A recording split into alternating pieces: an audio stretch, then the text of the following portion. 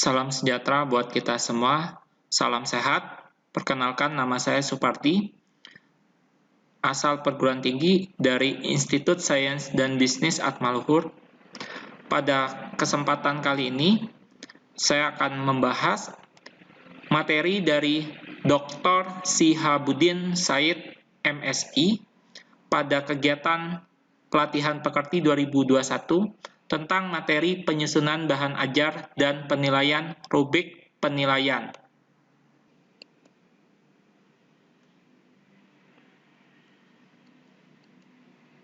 Fungsi bahan ajar dibedakan menjadi 3 macam menurut Prastowo dalam Lestari tahun 2011. Pertama, fungsi bahan ajar dalam pembelajaran klasikal antara lain: A. Sebagai satu-satunya sumber belajar serta pengawas dan pengendali proses pembelajaran dalam kurung peserta didik yang bersifat pasif. B. Sebagai bahan pendukung proses pembelajaran yang diselenggarakan.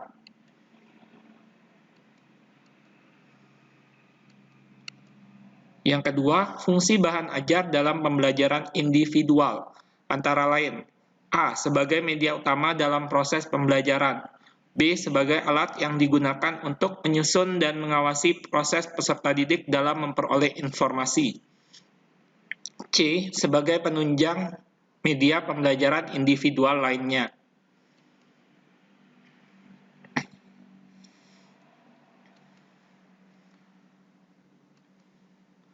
Yang ketiga, fungsi bahan ajar dalam pembelajaran kelompok. A. Sebagai bahan yang terintegrasi dengan proses belajar kelompok dengan cara memberikan informasi tentang latar belakang materi, informasi tentang peran orang-orang yang terlibat dalam pembelajaran kelompok, serta petunjuk tentang proses pembelajaran kelompoknya sendiri. B. Sebagai bahan pendukung bahan belajar utama, dan apabila dirancang sedemikian rupa, maka dapat meningkatkan motivasi belajar peserta didik. Kemudian karakteristik bahan ajar menurut Widodo dan kawan-kawan tahun 2013. Pertama, self-instruksional, yaitu bahan ajar dapat membuat peserta didik mampu membelajarkan diri sendiri dengan bahan ajar yang dikembangkan. 2. Bahan ajar harus memuat tujuan yang dirumuskan dengan jelas, baik tujuan akhir maupun tujuan antara.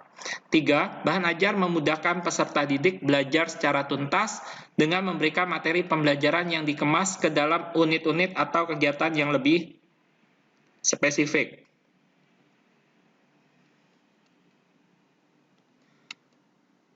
Kemudian kedua, self-contained, yaitu bahan ajar haruslah memuat seluruh bagian-bagiannya dalam satu buku secara utuh untuk memudahkan peserta didik mempelajari bahan ajar tersebut. Ketiga, stand-alone atau berdiri sendiri, yaitu bahan ajar yang dikembangkan tidak tergantung pada bahan ajar lain atau tidak harus digunakan bersama-sama dengan bahan ajar lain.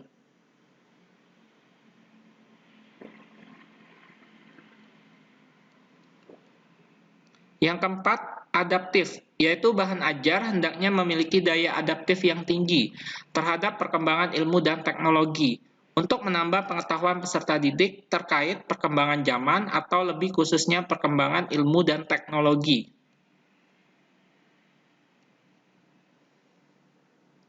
Buku. Definisi buku sebagai bahan ajar merupakan buku yang berisi ilmu pengetahuan hasil analisis terhadap kurikulum dalam bentuk tertulis. Buku disusun dengan menggunakan bahasa sederhana, menarik, dilengkapi gambar, keterangan, isi buku, dan daftar pustaka. Kemudian, buku sangat membantu guru atau dosen dan peserta didik dalam mendalami ilmu pengetahuan sesuai dengan mata pelajaran atau mata kuliah masing-masing.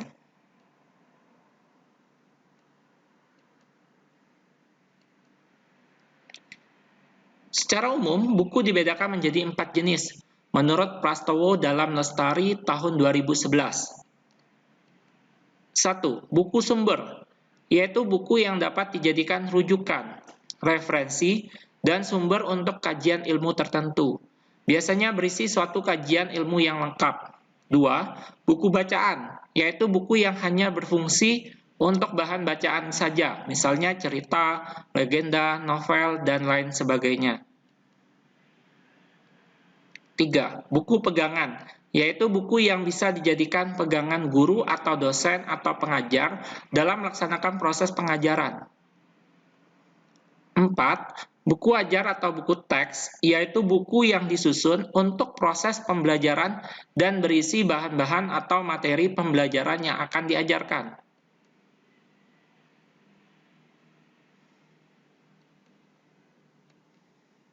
Perbedaannya dengan handout. Handout yaitu bahan tertulis yang disiapkan untuk memperkaya pengetahuan peserta didik. Menurut Prastowo dalam Lestari tahun 2011, guru atau dosen dapat membuat handout dari beberapa literatur yang memiliki relevansi dengan kompetensi dasar yang akan dicapai oleh peserta didik. Jadi tadi perbedaan antara buku dan handout. Selanjutnya, modul. Modul yaitu bahan ajar yang ditulis dengan tujuan agar peserta didik dapat belajar secara mandiri, tanpa atau dengan bimbingan guru atau dosen. Oleh karena itu, modul harus berisi tentang petunjuk belajar, kompetensi yang akan dicapai, isi materi pelajaran, informasi pendukung, latihan soal, petunjuk kerja, evaluasi, dan balikan terhadap evaluasi.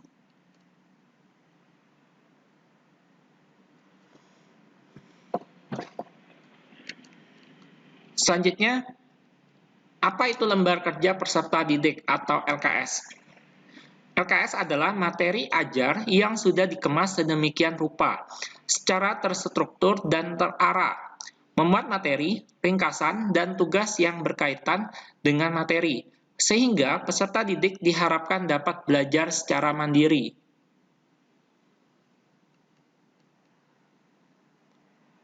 Teknik penyusunan bahan ajar cetak. Ada beberapa ketentuan dalam teknik penyusunan bahan ajar cetak.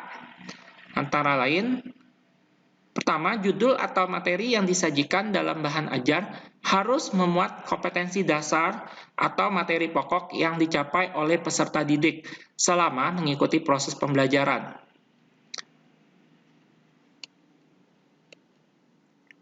Kemudian, menyusun bahan ajar cetak setidaknya ada 6 hal yang perlu dipahami, yaitu pertama, susunan tampilan bahan ajar jelas dan menarik. Pada aspek susunannya, bahan ajar cetak sebaiknya disusun dengan urutan yang mudah, judul yang singkat dan padat, terdapat daftar isi, struktur konektifnya jelas, serta terdapat rangkuman dan tugas pembaca. Kedua, bahasa yang mudah. Ketiga, mampu menguji pemahaman. Keempat, adanya stimulan, seperti menarik untuk dilihat, serta tulisan yang ada pada bahan ajar cetak mendorong pembaca untuk berpikir dan menguji stimulan. 5. Nyaman untuk dibaca dan sajiannya terstruktur. 6. Materi instruksional, menyangkut pemilihan teks, bahan kajian, dan lembar kerja atau worksheet.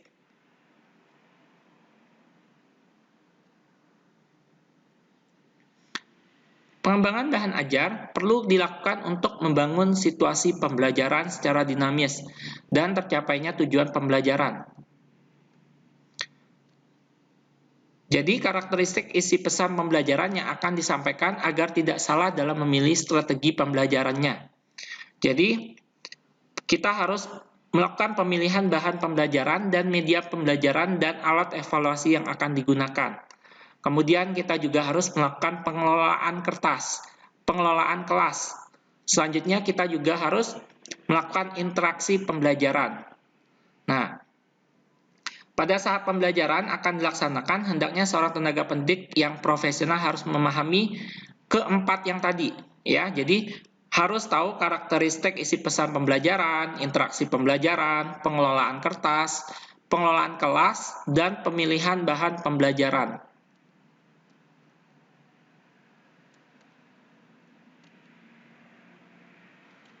Tujuan pengembangan bahan ajar.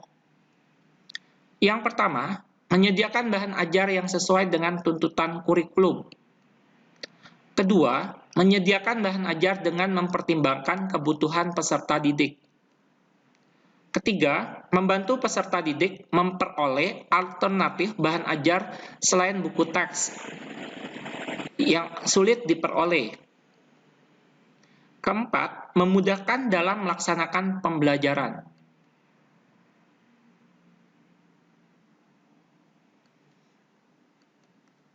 Sebaiknya, pertama, bahan ajar yang didesain secara lengkap memuat isi dan ilustrasi yang menarik, akan menstimulasi peserta didik untuk memanfaatkan bahan ajar sebagai sumber belajar. Kedua, bahan ajar dapat berperan sebagai bahan belajar mandiri apabila bahan pembelajaran didesain secara lengkap. Tiga, bahan ajar dilengkapi dengan tujuan pembelajaran atau kompetensi yang akan dicapai, materi pembelajaran yang diuraikan dalam kegiatan belajar, ilustrasi media, prosedur pembelajaran, latihan yang harus dikerjakan dilengkapi rambu jawaban, tes formatif dilengkapi dengan kunci jawaban, umpan balik, dan daftar pustaka.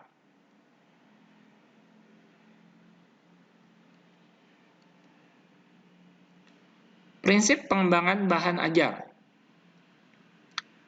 Yang pertama itu adalah relevansi, kesesuaian.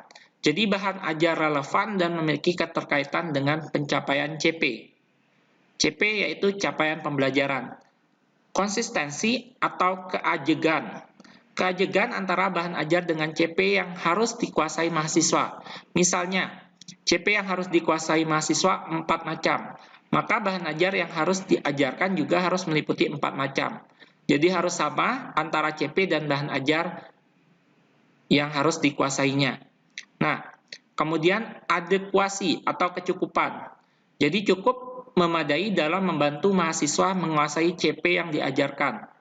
Kemudian bahan ajar tidak boleh terlalu sedikit dan tidak boleh terlalu banyak. Jadi tengah-tengahnya ya, tidak boleh terlalu sedikit, tidak boleh terlalu banyak. Jadi menengah bahan ajarnya ya. Kemudian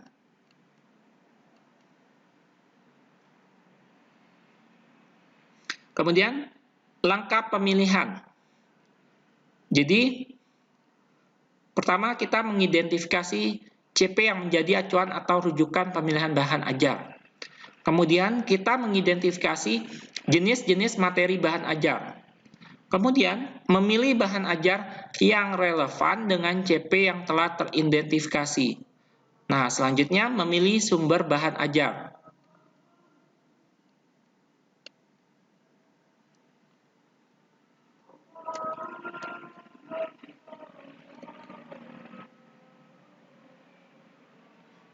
Berikutnya cakupan isi bahan ajar.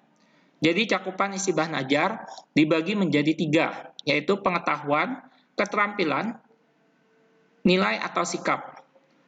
Pada pengetahuan, di dalamnya ada fakta, ya, mudah dilihat menyebutkan nama, jumlah dan bagian-bagiannya. Kemudian konsep, ya, definisi, identifikasi, klasifikasi, ciri-ciri khusus. Kemudian prinsip, yaitu penerapan dalil, hukum, rumus. Kemudian ada prosedur, yaitu langkah-langkah mengerjakan sesuatu secara urut. Kemudian pada keterampilan, ya, di dalamnya ada kemampuan mengembangkan ide, memilih dan menggunakan bahan, menggunakan peralatan dan teknik kerja. Nah, untuk yang cakupan isi yang ketiga, yaitu nilai atau sikap, di dalamnya ada nilai kebersamaan, nilai kejujuran, nilai kasih sayang, tolong-menolong, semangat dan minat belajar, semangat bekerja, dan mau menerima pendapat orang lain. Jadi inilah isi dari cakupan isi bahan ajar.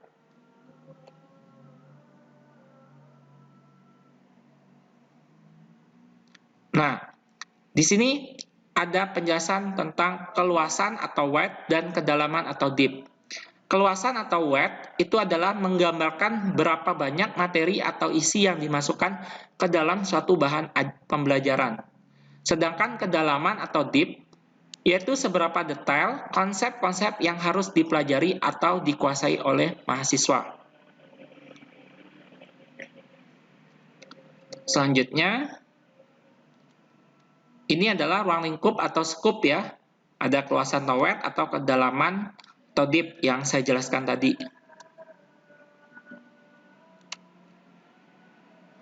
Selanjutnya, urutan bahan ajar atau sequence. Yang pertama, pendekatan prosedural, yaitu menggambarkan langkah-langkah secara urut sesuai dengan langkah-langkah melaksanakan suatu tugas. Yang kedua, yaitu pendekatan hierarkis, yaitu menggambarkan urutan yang berjenjang dari mudah ke sulit, atau dari yang sederhana ke yang kompleks.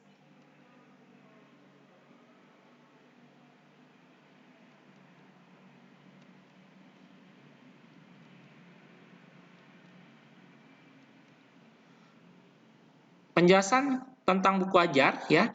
Dari keamanan nasional itu ada isi, cara penyajian, bahasa, dan ilustrasi dalam buku ajar selaras dan tidak bertentangan dengan peraturan perundang-undangan yang berlaku. Kemudian untuk isi buku ajar, yaitu dalam menyusun isi buku pelajaran sebaiknya memuat sekurang-kurangnya bahan pelajaran minimal yang harus dikuasai maha peserta didik. Selanjutnya sesuai dengan kurikulum yang berlaku. Kemudian relevan dengan tujuan mata pelajaran. Kemudian memiliki nilai kebenaran ditinjau dari struktur keilmuan. Kemudian sesuai dengan perkembangan ipteks, ilmu pengetahuan dan teknologi ya. Selanjutnya kedalaman dan keluasan isi buku sesuai dengan jenjang pendidikan.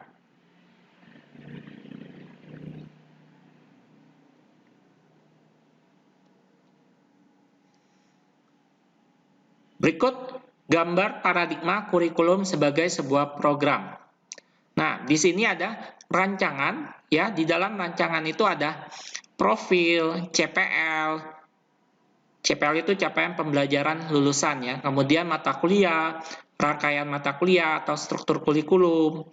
Nah, ini adalah untuk rancangan pembelajaran semester. Kemudian ada pembelajaran. Di dalam pembelajaran itu adalah ada proses dan asesmen. Di dalamnya ada dosen, mahasiswa, dan sumber belajar. Nah, ini adalah lingkungan sarana prasarana. Nah, kemudian untuk luarannya nanti akan menghasilkan lulusan yang memiliki kemampuan sesuai capaian pembelajaran lulusan atau CPL. Nah, setelah itu ada evaluasi program pembelajaran. Nah, ini adalah paradigma kurikulum sebagai sebuah program.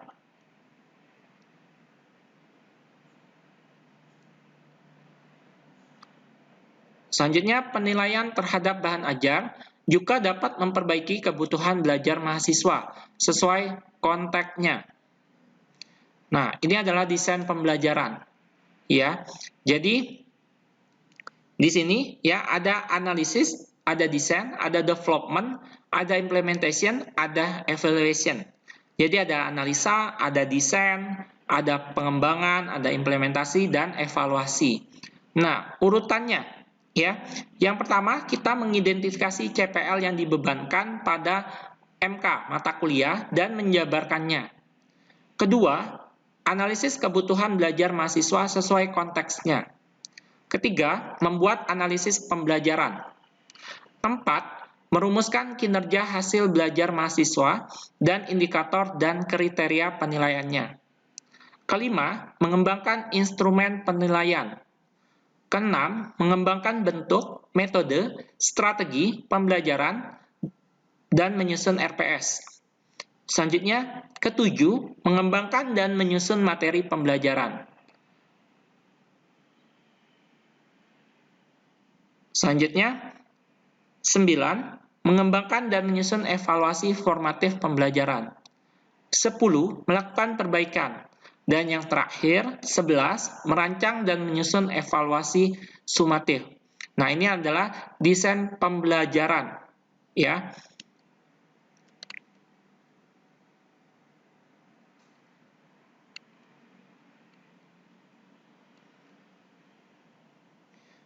Jadi, beberapa aspek penting yang dinilai dari bahan ajar adalah 1. Materi atau isi. 2. Penyajian materi. 3. Keterbacaan. 4. Teks atau wacana dan gambar atau ilustrasi. 5. Pembahasan. Jadi ada 5 itu yang dinilai. Pertama, materi isi. Materi isi adalah bahan pembelajaran yang disajikan di dalam buku ajar dengan sub-aspek. 1. Kesesuaian materi dengan silabus yang dikembangkan. A. Memuat materi sesuai kompetensi dasar dan indikator. B. Memuat latihan yang sesuai dengan indikator atau tujuan pembelajaran yang tertuang dalam silabus. C. Memuat materi dengan fokus keterampilan berbahasa. D. Memuat kegiatan pembelajaran yang berkaitan dengan kebutuhan dan atau karakteristik siswa.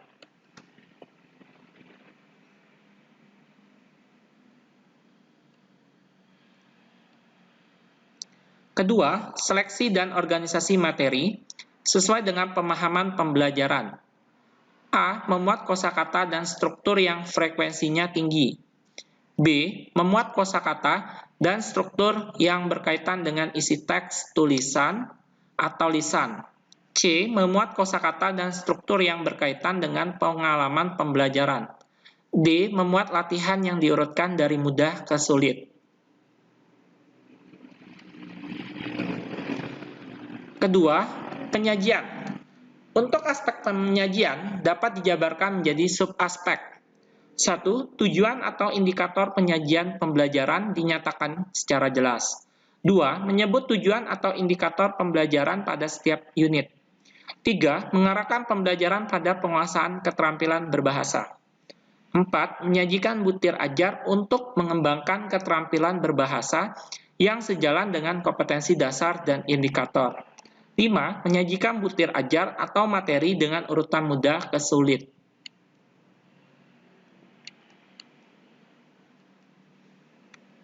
Kedua, penyajian bahan ajar secara terintegrasi dan sesuai dengan karakteristik pembelajaran.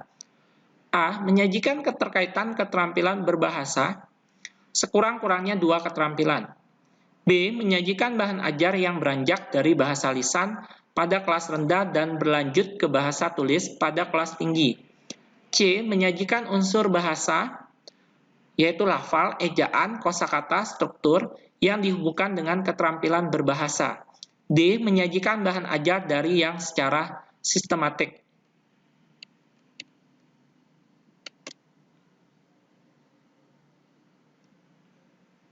Ketiga, penyajian bahan ajar mendorong pembelajaran secara aktif dan kreatif. A. Menuntut aktivitas pembelajaran untuk mendengar, berbicara, membaca, dan menulis pada tingkatannya. B. Mendorong pembelajaran untuk aktif berkomunikasi. C. Mendorong pembelajar untuk kreatif berbahasa dan menggunakan situasi konkret. D. Mendorong pembelajar mencurahkan waktu lebih banyak dalam mengerjakan latihan. Ketiga, keterbacaan. Keterbacaan yaitu tingkat kemudahan bahasa, yaitu kosakata, kalimat, paragraf, dan wacana bagi kelompok atau tingkatan peserta didik. 1. Kata. A. Memuat kosakata konkret. B. Memuat kosakata yang dekat dengan pengetahuan dan lingkungan pembelajar. C. Memuat kosakata yang sering digunakan. D. Memuat kosakata yang mudah dilafalkan.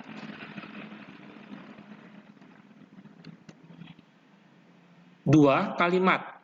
A. Memuat kalimat sederhana lebih banyak. B. Memuat kalimat deklaratif lebih banyak. C. Memuat kalimat aktif lebih banyak.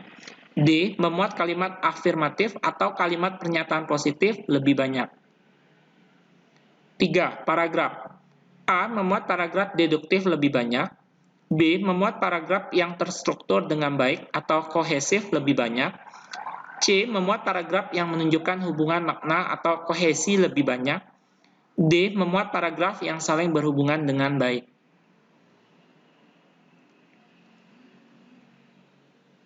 Empat, teks atau wacana. A. Memuat wacana deskripsi lebih banyak. B. Mengandung wacana berbentuk prosedur lebih banyak. C. Mengandung wacana terstruktur dengan baik. D. Mengandung wacana yang berkaitan dengan kebutuhan pembelajar. 4. Teks atau wacana dan gambar atau ilustrasi. Isinya, yang pertama, isi teks atau wacana tidak mengarah kepada agama atau keyakinan tertentu. Kedua, isi teks atau wacana tidak mengarah kepada latar belakang suku tertentu. 3. Isi teks atau wacana tidak mengarah kepada strata sosial tertentu. 4. Isi teks atau wacana tidak mengarah kepada gender tertentu. 5. Pembahasan. Pembahasan yaitu sarana penyampaian dan penyajian bahan yang menjadi ukuran kualitas bahan ajar. Isinya, pertama, teks menggunakan tata bahasa yang tepat. Kedua, instruksi jelas dan mudah dipahami. 3. Instruksi menggunakan struktur yang tepat. 4. Latihan yang dikembangkan menggunakan tata bahasa yang baik dan benar secara tata bahasa.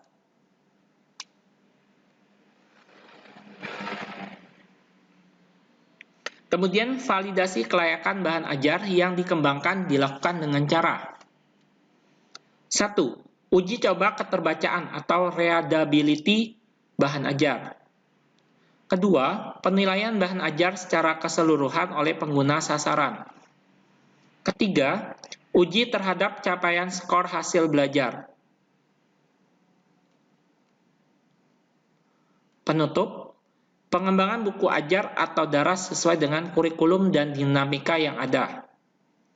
Evaluasi buku ajar diperlukan untuk menghasilkan desain bahan ajar yang baik akan meningkatkan kualitas pembelajaran dalam mencapai CPL, capaian pembelajaran lulusan.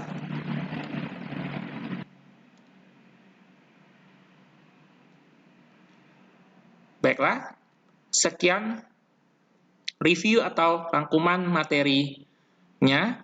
Semoga bermanfaat untuk kita semua. Jangan lupa subscribe, like, komen, dan share video ini. Saya ucapkan terima kasih. Sampai jumpa dan salam sehat.